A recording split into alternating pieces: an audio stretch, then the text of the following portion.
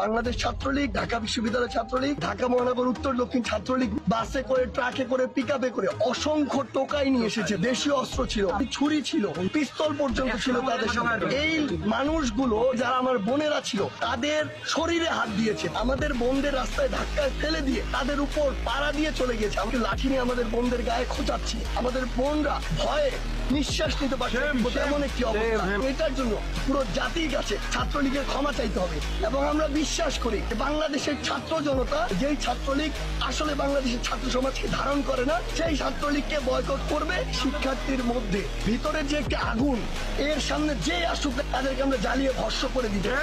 আগামীকালকে শুধু না, আগামীর যে কোনো দিনে এরকম অন্যায় ভাবে আমাদের উপরে হাত দেওয়ার চেষ্টা করা হয়, আমরা আজকে ঘোষণা দিচ্ছি, আজকের পর থেকে আমরা প্রস্তুত থাকবো তাদেরকে ফু মেরে উড়িয়ে দেওয়ার জন্য। কোন কুলাঙ্গার টোকাইকে যদি আমরা আমাদের সামনে দেখতে পাই তাহলে তার অস্তিত্বের সংকট হবে, এটা আমরা হুঁশিয়ার করে দিচ্ছি।